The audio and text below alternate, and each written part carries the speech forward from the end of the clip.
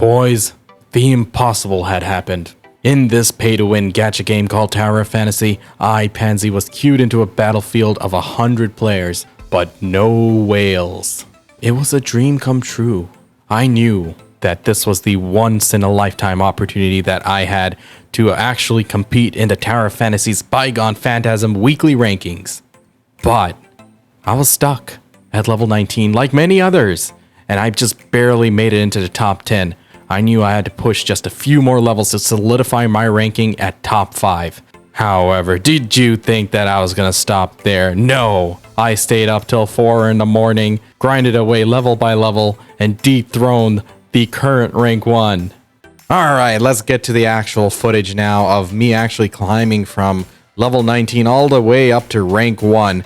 In the meantime, I'm going to be talking about my experience of playing Tower of Fantasy as a free-to-play player on week 1. Now I know it's not ideal to be playing a pay-to-win gacha game as a free-to-play player, and honestly I can totally spend money on this game. It's just that I'm not sure that it's a game I'll be playing in the long term. I don't want to come here and drop a few $100s and not play this after like a week, right? So I'm just in the initial phases of just learning the game, getting a handle of things, and just seeing how I feel about it in general. Now most of you might be wondering, is this game really pay-to-win? Can you actually play this as a free-to-play player? And how friendly is it to like low spenders and free-to-play players? Like, is this a game that you can actually do something in if you're not a whale or if you're not spending money consistently? Well, I think we can. Now, honestly, if you're looking to do PvP, that is pay to win. I know there are videos out there saying that, hey, it's not pay to win, hey, everything is normalized and you're at max level on your weapons and blah, blah, blah. Yeah, you do get max levels on that, but you need to have the weapon in the first place. Like, I go into PvP right now and I have to face people who have like the limited weapon and they have the best SSR weapons already, and you know, you have to spend money to get those and to get the right ones unless you're extremely lucky. You have to be extremely lucky to get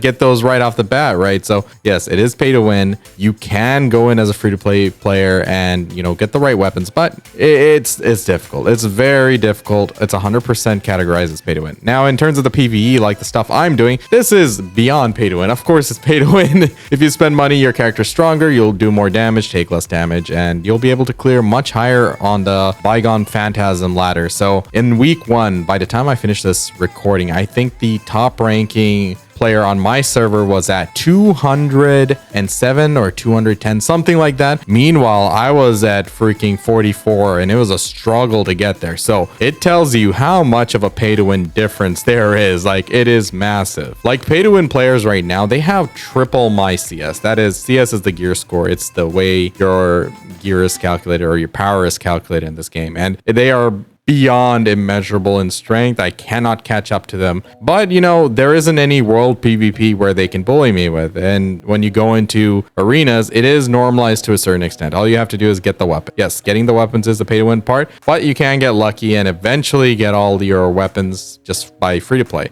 Yes, as a free-to-play player, you can get all the SSR weapons and get it all to 6-star eventually. It'll take a month or two or a few months, you know, depending on how hard you play, but you can get there. And you can enjoy the game. So the most important thing, in my opinion, is, are you going to have fun? Now, this launch was actually a smooth launch, and I actually enjoyed it. I hate missing out on MMORPG launches. Like, trust me, I always want to be there because right as the game launches is when it's the biggest crowd, a lot of buzz and hype, and everyone's enjoying the game. And, you know, everyone's still new. There are those people who try-harded and learned everything beforehand or had previous experience. But for the most part, it's a really fun experience and never like missing out on those. And I'm so glad I came in for Tower of Fantasy as well.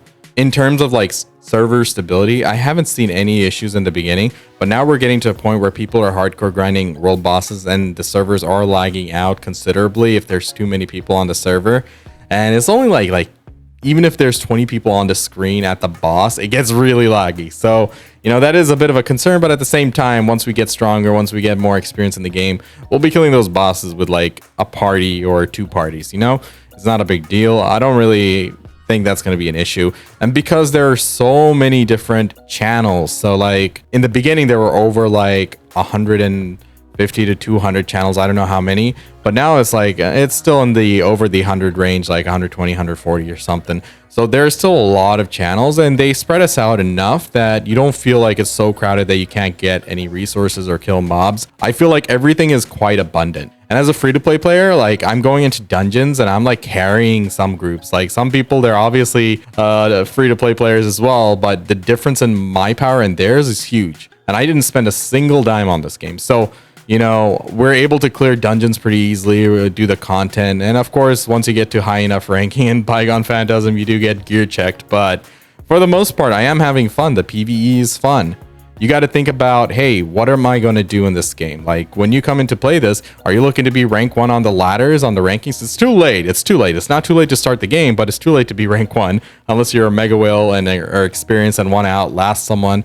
But especially as a free-to-play player, there's no hopes in getting rank 1 or being on top of the leaderboard right now. Maybe in the future, but I don't know what that entails. I'm not speaking from experience, but I'm assuming you're never going to overcome a whale. So yeah, in terms of open world, it really doesn't matter, right? Like you're not really going to, you know, be gimped by other people doing really well and having strong gear. Now, there are some PvE content which is like quite difficult and you're not going to be able to do as easily as a whale. You're not going to be able to steamroll it, but it's not impossible to do any of the content out at the moment. So it's definitely doable, you know, playing this game as free to play. But being free to play is a source of frustration. If you're pulling hundreds of nucleuses, that is basically the gacha currency, and you're pulling 100 times on the slot machine and not getting, you know, the SSR weapon that you want, and you keep getting like a duplicate or something you don't want, it can get really frustrating, and you're limited based on your luck there.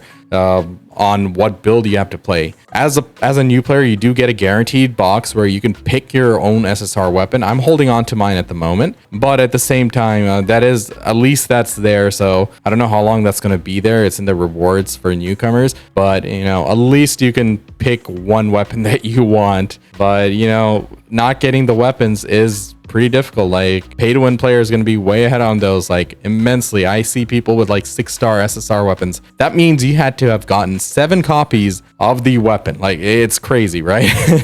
So the difference between a pay to win player and a free to play player is immense. But the most important thing of this game is, are you going to have fun? So just try it out. It's free to play. You're not losing anything by trying it out. Like I'm having fun. The content is fun to do. You can just see on my stream and on the video here that I was like going really hard and trying to push these levels, and it was fun to do. Luckily, I was in a free-to-play battle group, but you know, doesn't change the fun factor. Even if I'm in a group with like whales, I'm not going to rank as high, but I'm still enjoying the content. So, you know, I don't know how long I'll play this game. It's just something I'm playing casually. I'm not going to try hard on this. I still play other games like BDO and such, but it's something, it's refreshing. Like the gameplay is really smooth. It's just static 120 FPS. It's really easy to maintain that. And I had like very little issues. Like, yeah, server lag was an issue when there's too many people on the screen, but for the most part, the game's been like really fluid. The mobile version of the game is very fluid. It works really well on my phone, and the controller support is seamless on PC. I just turn on my Xbox controller, immediately snaps over, and no issues there. I sometimes play with that. Overall, it's a solid game. Like right now, I don't know what Endgame is going to be like. I haven't played Endgame in China or the other version, so like in betas, but so far it's entertaining. And like the open world and everything out there, like I'm gathering so many resources, the gacha pulls, which is called nucleus, like you're out there collecting those constantly. And the world exploration, it feels like I'm playing a PlayStation 2 platformer like Jak and Daxter. Like I haven't played single player games and like those kind of explorative games and open world like platformer style games that for a very long time. So this felt like a real throwback. I was really getting some nostalgic vibes just from the whole experience of running around the world and collecting stuff. But you know, resources in this game are quite abundant, and you'll see cooking resources and mats everywhere. Mobs are quite abundant. It's not too crowded because of the systems they have for instantiation with the channels and stuff. So, well, the lines, but yeah, it's been fun. It's been fun. And I definitely enjoyed it on stream, like going for this rank 1 thing. I'm like, it's now or never. I'm never going to get an opportunity like this again. Like, we had to do it. And I didn't think I'd get that far. I was going to settle for just like top 5. But then I'm like, yo, those guys aren't pay to win. They're free to play, or at least low spenders. So I got to try. So, you know, the gamer ego came out. We did. It was fun. The stream had a good time, I hope. And yeah, it was such an enjoyable thing. Like, it's been so long since I had this kind of content. You guys know I'm from Black Desert. For us, endgame and pretty much the entire game is running around in circles. So it's definitely refreshing to play something new and just try out other games. I love MMORPGs, all sorts of MMORPGs. I like to play all of them. So, you know, I go through little sprints of different games, and right now this is like a pretty refreshing game. I like it. I'm having a decent time. So if you're looking to play this game like free to play and stuff, give it a shot. Nothing to lose, right? So, you know, just try it out. Anyway, guys, that's it for this video. By the time I finish editing, if this is still going on, I'm gonna just let the combat run. I'm done yapping here, but I hope this was somewhat helpful and entertaining. I'll catch you guys next time. Peace.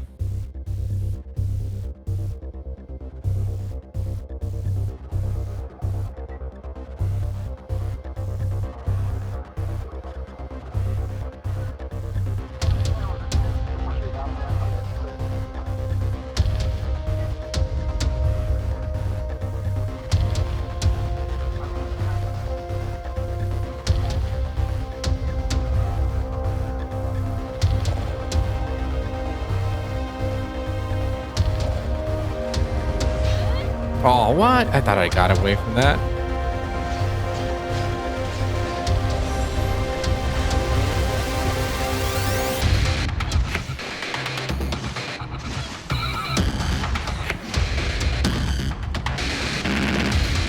Come on, break his shield.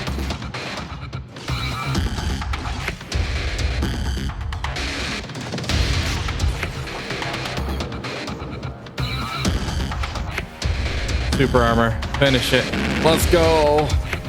Rank 1. Oh, by 4 seconds. By 4 seconds. What a ride. I just hope that guy doesn't wake up in the next hour.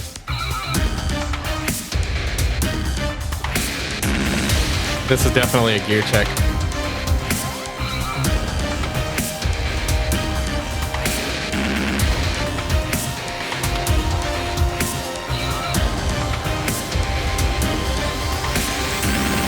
This is definitely a gear check.